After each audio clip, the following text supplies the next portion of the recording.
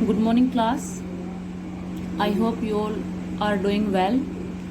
आपकी summer vacations भी बहुत अच्छी जा रही होंगी, ठीक है। और साथ के साथ में हम कर रहे हैं अपना अप्रैल और मई में जो हमने सिलेबस कवर किया था, ठीक है, उसका हम रिवीजन कर रहे हैं। तो हमने कल किया था ओम्स लॉ, ठीक है। ओम्स लॉ में हमने क्या पढ़ा था, जो पोटेंशियल डिफरेंस है वो डायरेक्टली प्रोपोर्शन होता है इलेक्ट्रिक करंट के। यानी जितना हम एक्सटर्नल पोटेंशियल डिफरेंस प्रोवाइड करेंगे उतना ही जो करंट है किसी भी सर्किट में उतना ही करंट इंक्रीज होगा, ठीक है। तो वहां पे हमने क्या पढ़ा था, जो ओम्स लॉ से क्या आया था, यानी जो ओम्स लॉ क्या था, ओम्स लॉ क्या था, V is equal to I R. V is equal to I R. यहाँ पे V क्या है, पोटेंशियल डिफरेंस है, I क्या है, इलेक्ट्रिक करंट है, और R क्या है, यहाँ पे R एक नई टर्म है, वो क्या है, इलेक्ट्रिक रेजिस्टेंस, ठीक है। और हमने कल जो इसको प्रूव किया था V is equal to I R को, वहाँ पे R की वैल्यू कितनी आई थी, ML by N e square tau a. यानी ये वैल्यू कल हमने प्रूव की थी। ये किसकी वैल्यू थी, इलेक्ट्रिकल रेजिस्टेंस की। आज हम डिस्कस करेंगे इलेक्ट्रिकल रेजिस्टेंस होता क्या है, ठीक है। यानी इसके किस किस के ऊपर डिपेंड होता है, कैसे ये इसका कोज क्या होता है, कैसे इलेक्ट्रिकल रेजिस्टेंस को हमने इन्वेंट किया, यानी इलेक्ट्रिकल रेजिस्टेंस को कैसे फाइंड आउट किया, ठीक है, किस वजह से ये होता है। तो यहाँ पे क्या है, जो इलेक्ट्रिकल रेजिस्टेंस है, ठीक है, इलेक्ट्रिकल रेजिस्टेंस क्या होता है,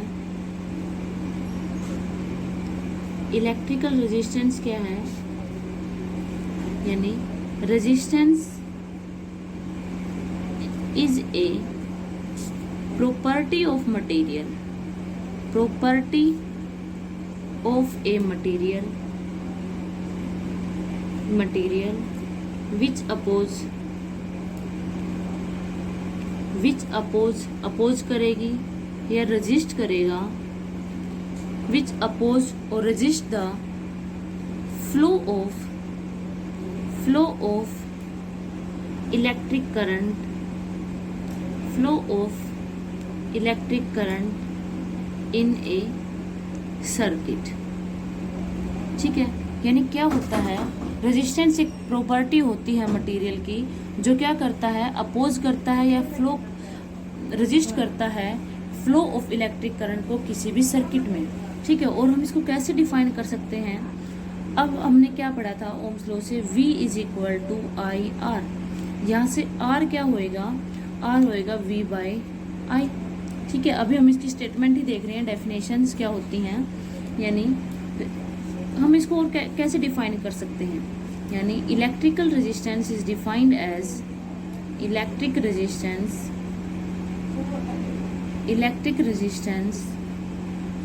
is defined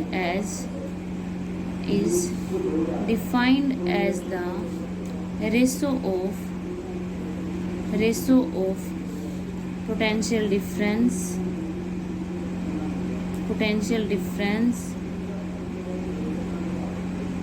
and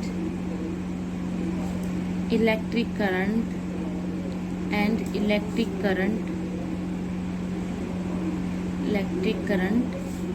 in a circuit। यानी V बाई I वो क्या होगा, रेजिस्टेंस होगा, यानी ratio of potential difference and electric current in A circuit. जो इलेक्ट्रिक करंट फ्लो करता है, यानी जो इलेक्ट्रिक करंट फ्लो करता है किसी भी सर्किट में, उसकी क्या होती है, जो रेशो होती है वो क्या होता है, रेजिस्टेंस होता है, ठीक है। अब हम इसकी यूनिट डिस्कस करेंगे। यूनिट क्या होती है,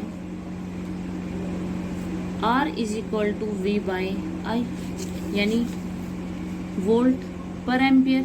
यानी यहाँ से जो हमने यूनिट ड्राइव की है वो क्या हो गई, वोल्ट पर एम्पियर। लेकिन ठीक है, इसका फॉर्मूला होता है, लेकिन जो यूनिट होती है, यूनिट ऑफ रेजिस्टेंस क्या होती है, जो ऐसा यूनिट हम पढ़ते हैं रेजिस्टेंस के लिए, वो क्या होती है, ओम, ठीक है।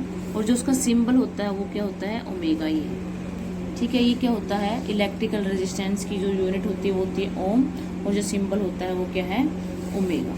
क्लियर है। अब हम पढ़ते हैं इसका डायमेंशनल फॉर्मूला।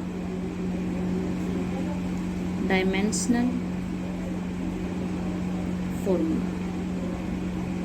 डायमेंशनल फॉर्मूला क्या हुआ, R is equal to V by I, ठीक है। और हमें पता है जो पोटेंशियल डिफरेंस होता है वो क्या होता है, V is equal to W by q. ये आपने 11th क्लास में डिराइव किए होंगे, यानी V is equal to W by q. ये आपने 11th क्लास में डिराइव किए होंगे पोटेंशियल डायमेंशनल फॉर्मूला, ठीक है। अब इसका डायमेंशनल फॉर्मूला क्या होगा, यानी जो हम निकालते हैं, यानी क्या हो जाएगा, वर्क बाय चार्ज, और नीचे क्या है, करंट। क्या हो जाएगा, वर्क का क्या होता है, m1 L2 T minus 2, clear है। चार्ज क्या होता है, अब चार्ज का क्या है, कोई भी डायमेंशनल फॉर्मूला नहीं होता, यानी खुद चार्ज, जैसे चार्ज की यूनिट क्या होती है, कुलॉम। कुलॉम क्या है, एक फंडामेंटल यूनिट नहीं है, तो इसको हम डायमेंशनल फॉर्मूला में नहीं रख सकते, ठीक है। तो किसकी हेल्प से निकालेंगे, आई क्या होता है, rate of flow of charge. तो क्या हो गया, चार्ज I इंटू टी, यानी एम्पियर, और टाइम, ठीक है, यानी और एक करंट यहाँ पे है, तो क्या हो जाएगा, जैसे ए टी और ए। जो डायमेंशनल फॉर्मूला है वो आपका इम्पोर्टेंट है, एग्जाम्स में 1 मार्क्स का आ जाता है ये, m1 L2 T minus 2 by A square T. तो डायमेंशनल फॉर्मूला क्या हो गया, m L square T minus 3 A minus 2, यानी ये क्या हो गया, dimensional formula, m1 L2 T minus 3 A minus 2, clear है। अब हमने क्या पढ़ा, रेजिस्टेंस की डेफिनेशन पढ़ ली, यूनिट पढ़ ली, डायमेंशनल फॉर्मूला पढ़ लिया। अब हम पढ़ेंगे इसका कोज क्या है, कोज ऑफ इलेक्ट्रिक रेजिस्टेंस, यानी किस वजह से जो रेजिस्टेंस है, यानी किस वजह से ये रेजिस्ट करता है फ्लो ऑफ इलेक्ट्रिक करंट को, ठीक है। ये क्या है, मान लिया ये कोई भी कंडक्टर है। अब ये कंडक्टर क्या है, एक फ्री स्टेट में है, ठीक है, यानी एक फ्री स्टेट में है। अब क्या, हमने इसको एक एक्सटर्नल पोटेंशियल डिफरेंस प्रोवाइड कर दिया बैटरी के साथ कनेक्ट करके। अब क्या है, आपको ये पता है किसी भी कंडक्टर में फ्री नंबर ऑफ इलेक्ट्रॉन्स होते हैं, ठीक है, इसमें नंबर ऑफ इलेक्ट्रॉन्स है, क्लियर है।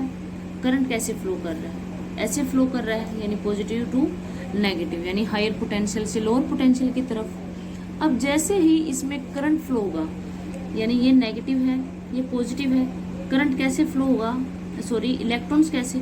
अब जैसे ही हमने इसको पोटेंशियल डिफरेंस प्रोवाइड किया, जो इलेक्ट्रॉन्स है वो क्या आ जाएंगे, मोशन में आ जाएंगे। देखो मोशन में तो पहले भी था, यानी थर्मल एनर्जी गेन करके इसमें ये क्या हो रहा था, मोशन मूव कर रहे थे एक रैंडम डायरेक्शन में, ठीक है। वहाँ से जो हमने पढ़ा था ड्रिफ्ट वेलोसिटी में, जो इनकी वेलोसिटी आ रही थी, एवरेज वेलोसिटी, वो क्या आ रही थी, 0, यानी एक थर्मल स्टेट पे क्या है, इनमें कोई भी करंट फ्लो नहीं करता है, ठीक है। अब यहाँ पे हमने एक पोटेंशियल डिफरेंस दे दिया इसको। अब जो इलेक्ट्रॉन्स है वो क्या आ जाएंगे, मोशन में। और आपको पता है जो इलेक्ट्रॉन है किसकी तरफ मूव करते हैं, negative to positive and.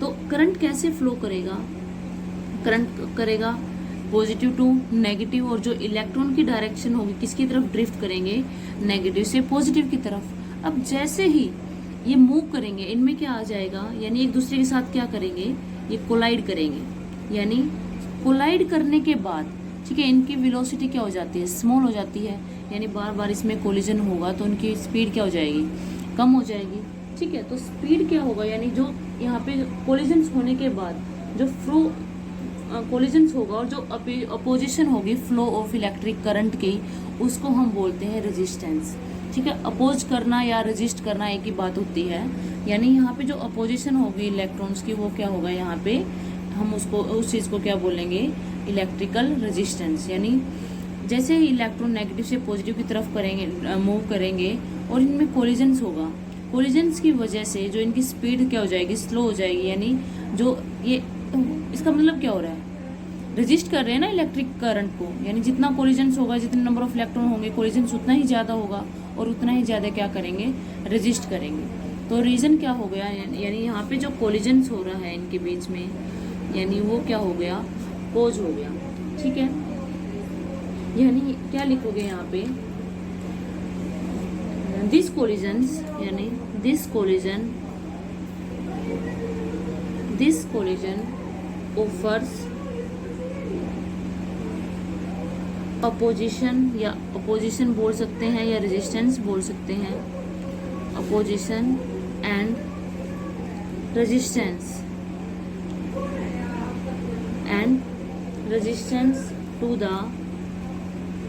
to the flow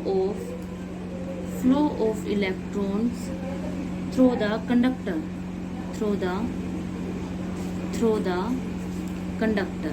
clear है?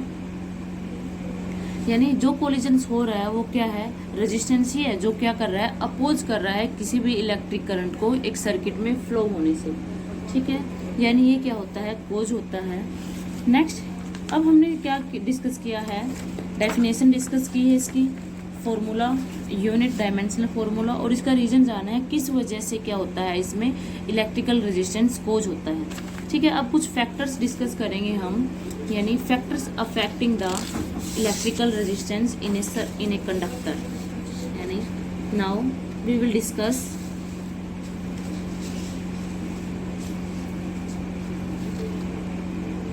Factors affecting the electric resistance in a conductor। अब ऐसे कौन कौन से फैक्टर हैं जो क्या करेंगे, अफेक्ट करेंगे इलेक्ट्रिकल रेजिस्टेंस को किसी भी सर्किट में, ठीक है, या किसी भी कंडक्टर में। वो फैक्टर्स क्या हैं, जैसे अब हमने फॉर्मूला क्या पढ़ा था, यानी फॉर्मूला क्या पढ़ा था, आर किसके बराबर आया था, ml/n² टाउ ए, यानी ये क्या था, रेजिस्टेंस का फॉर्मूला आया था, ठीक है। अब जो रेजिस्टेंस है, रेजिस्टेंस किसके ऊपर डिपेंड करता है, resistance depends on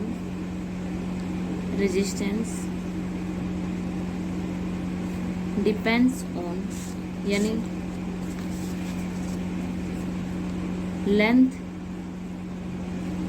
length and shape of a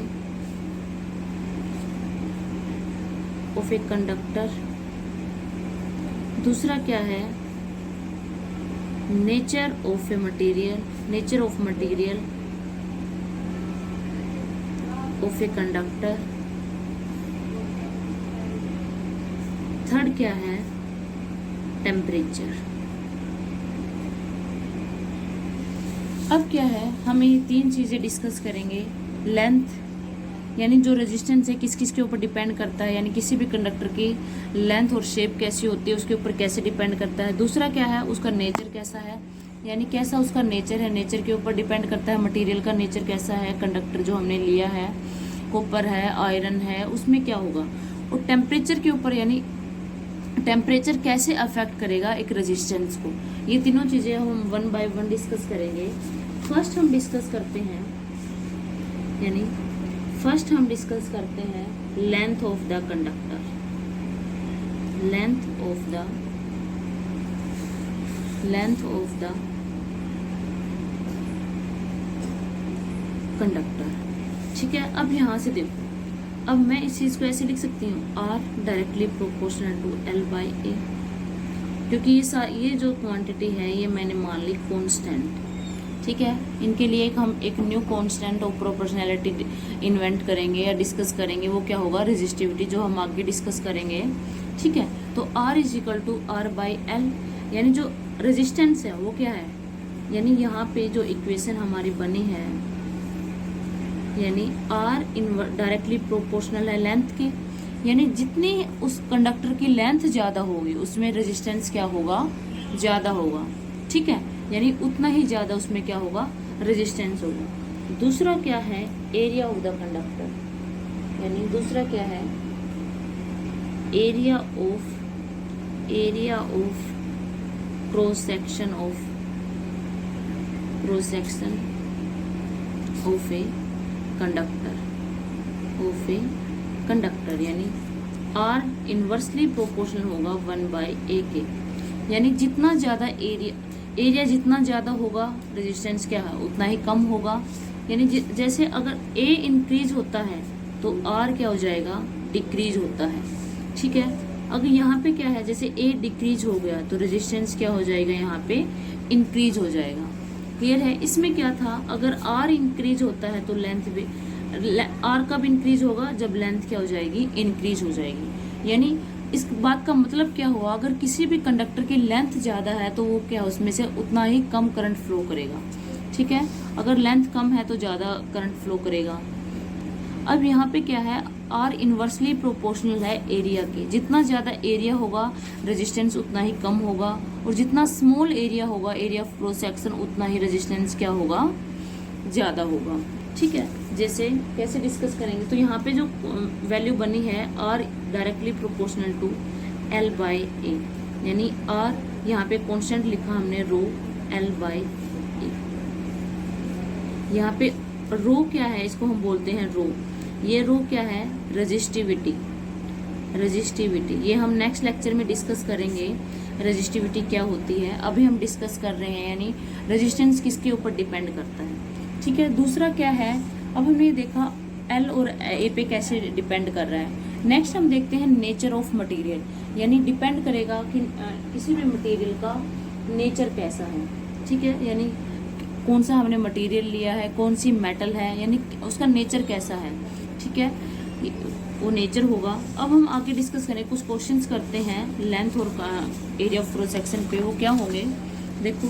अब जैसे मेरे पास एक क्वेश्चन है, एक क्वेश्चन डिस्कस किया। अब कोई भी एक कंडक्टर है, इस कंडक्टर की लेंथ कितनी है, एल। ठीक है, जो कंडक्टर मैंने लिया है, इस कंडक्टर की लेंथ कितनी है, एल। ठीक है, और एरिया ऑफ क्रॉस सेक्शन, ये होता है area of cross section. Area of cross section क्या है, ए। अब मैंने क्या कर दिया, अब जो यहाँ पे इस वायर को क्या कर दिया, एक वायर है जिसकी लेंथ कितनी है एल और एरिया ऑफ क्रॉस सेक्शन कितना है ए। अब इस वायर को क्या कर दिया मैंने, स्ट्रेच कर दिया। यानी स्ट्रेच करने के बाद, अब जैसे आपके पास, जैसे आप एक रबर बैंड का एग्जांपल ले लेते हो। ठीक है, वो रबर बैंड होता है। ठीक है, अब मैंने उसकी लेंथ कितनी है एल और एरिया ऑफ क्रॉस सेक्शन कितना है ए। जैसे मैंने उसको ऐसे स्ट्रेच किया तो उसकी लेंथ क्या हो जाएगी, ज़्यादा हो जाएगी ना। ठीक है, ये तो कॉमन सेंस की बात है। यानी इसकी लेंथ क्या हो जाएगी, लेंथ क्या हो जाएगी 2l, और एरिया ऑफ क्रॉस सेक्शन क्या हो जाएगा, हाफ हो जाएगा ना। अब हमें इसका रेजिस्टेंस फाइंड आउट करना है, इसका रेजिस्टेंस कितना होगा। इसका रेजिस्टेंस क्या है, यानी जो फर्स्टली क्या है, इनिशियली इसका रेजिस्टेंस कितना है, R is equal to rho L by A. ठीक है, अब इसका रेजिस्टेंस कितना होगा, हम इसका रेजिस्टेंस मान लेंगे R डैश। R डैश क्या होगा, यानी R डैश किसके बराबर होगा, रो एल, यहाँ पे क्या हो गया 2l, और एरिया क्या हो गया a बाई 2, यानी R डैश कितना हो गया, रो 4l बाई a। क्लियर है, यानी R डैश क्या हो गया यहाँ पे 4 रो l बाई a, ऐसे लिख सकते हैं ना। अब रो l बाई a किसकी वैल्यू है, जो हमारे पास गिवन जो रेजिस्टेंस था उसकी वैल्यू है। यानी यहाँ पे क्या हो जाएगा, R डैश किसके बराबर आ जाएगा, 4R के। यानी जो न्यू रेजिस्टेंस है, जो न्यू रेजिस्टेंस है वो किसके कितना होगा, यानी 4 टाइम्स ऑफ जो हमारे पास जो इनिशियली जो रेजिस्टेंस था उसके। ठीक है, यानी उसके 4 टाइम्स इंक्रीज हो जाएगा। क्लियर है। अब क्या है, जैसे अब देखो इसकी लेंथ इंक्रीज हो गई ना। अब यहाँ पे पता चल रहा है कि जैसे हमने R क्या था, डायरेक्टली प्रोपोर्शनल था लेंथ के। अब जितनी लेंथ इंक्रीज होगी तो रेजिस्टेंस तो क्या होगा, इंक्रीज होगा ही। यहाँ पे area of cross section decrease हो गया तो रेजिस्टेंस क्या हो गया, यहाँ पे ज़्यादा हो गया। यानी इन्वर्सली प्रोपोर्शनल थे, लेंथ के डायरेक्टली प्रोपोर्शनल था, एरिया की क्या था, इन्वर्सली प्रोपोर्शनल था। सेकंड क्या है यहाँ पे, अब सेकंड केस 2 डिस्कस करते हैं हम। केस 2 क्या है, या केस 2 क्या हो गया, यहाँ पे एक कंडक्टर है जिसकी लेंथ कितनी है l और एरिया ऑफ क्रॉस सेक्शन है a। यही कंडक्टर हमने लिया है। अब इसको मैंने क्या कर दिया, कंप्रेस कर दिया। कंप्रेस करने के बाद, यानी कंप्रेस करने के बाद इसकी लेंथ क्या हो जाएगी, हाफ हो जाएगी ना। जैसे एक स्प्रिंग है, उसकी लेंथ इतनी है, मैंने कंप्रेस कर दिया तो लेंथ तो क्या होगी, इसकी डिक्रीज होगी, यानी l बाई 2, और एरिया ऑफ क्रॉस सेक्शन क्या हो गया 2a। मान लेंगे इसका रेजिस्टेंस कितना है, R is equal to rho L by A, और इसका रेजिस्टेंस कितना है आर डैश रो, यानी क्या हो जाएगा एल बाई 2 और क्या हो जाएगा बाई 2a, यानी कितना हो गया 1/4 रो एल बाई ए, यानी जो आर डैश है वो क्या हो जाएगा 1/4 ऑफ आर। अब यहाँ पे देखो, अब यहाँ पे एक बात पता चल रही है, जैसे ही एरिया ऑफ क्रॉस सेक्शन बढ़ा रेजिस्टेंस क्या हो गया यहाँ पे डिक्रीज हो गया, यानी 1/4 टाइम्स हो गया। अब यहाँ पे क्या हमने ये चीज प्रूव कर दी, यानी जो डायरेक्ट आर है, जो रेजिस्टेंस है वो डायरेक्टली प्रोपोर्शनल होता है रेजिस्टेंस के, यानी जैसे लेंथ इंक्रीज हुई तो रेजिस्टेंस क्या हो गया था इंक्रीज हो गया था ना, क्योंकि यहाँ पे एरिया ऑफ क्रॉस सेक्शन भी क्या हो गया था डिक्रीज हो गया था। अब यहाँ पे क्या है, जैसे ही लेंथ डिक्रीज हुई तो एरिया रेजिस्टेंस क्या हो गया यहाँ पे डिक्रीज हो गया, और area of cross section increase हुआ तो रेजिस्टेंस भी क्या हो गया डिक्रीज हो गया, यानी आर क्या है is equal to rho L by a, length के डायरेक्टली प्रोपोर्शनल है और एरिया के क्या है इनवर्सली प्रोपोर्शनल है। इन क्वेश्चंस को आप कैसे ट्राई कर सकते हो, मैंने क्लास में भी डिस्कस की थी ये ट्रिक, यानी जो न्यू रेजिस्टेंस आपको निकालना है, ठीक है, वो किसके बराबर होता है R dash n square R के बराबर होता है। यहाँ पे आर क्या है जो ओल्ड रेजिस्टेंस है गिवन होगा आपके पास, और एन क्या है जितना नंबर ऑफ टाइम क्या है किसी भी कंडक्टर की लेंथ इंक्रीज और डिक्रीज होती है वो क्या है यहाँ पे एन है, ठीक है। अब एक क्वेश्चन ट्राई करना है आपको इसके ऊपर बेस्ड। क्वेश्चन क्या है, क्वेश्चन क्या है, if wire of 10 ohm resistance, एक वायर है जिसका रेजिस्टेंस आपके पास गिवन है इज स्ट्रेस्ड, यानी वो वायर 10 ओम की वायर क्या कर दी स्ट्रेस्ड कर दी, ठीक है, to thrice its original length, to thrice is its original length।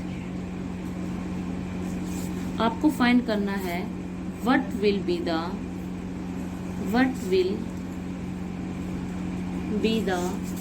new resistance, यानी न्यू रेजिस्टेंस क्या होगा, ठीक है। यहाँ पे गिवन है, यानी एक वायर है, मान लो एक वायर है यहाँ पे, ठीक है, इस वायर का आपको रेजिस्टेंस दे रखा है 10 ओम, क्लियर है, और ये जो वायर है ये स्ट्रेच की है, यहाँ पे देखो स्ट्रेच की है, तो इसकी लेंथ क्या होगी, यानी जो फर्स्ट केस हमने ये डिस्कस किया था इस केस के ऊपर ये बेस्ड है, ठीक है, तो उसका आर गिवन है आपके पास 10 ओम, तो इसकी वायर क्या है ये स्ट्रेच हो रही है, ठीक है, तो आपको इसका आर डैश निकालना है, आर डैश निकालना है, और एन आपके पास गिवन है थ्राइस, यानी 3 टाइम क्या हो जाती है वो इंक्रीज की है, यहाँ पे हमने डबल इंक्रीज की थी, यहाँ पे 3 टाइम इंक्रीज हो रही है, तो आपको न्यू रेजिस्टेंस यहाँ पे फाइंड आउट करना है। So students this is all about today.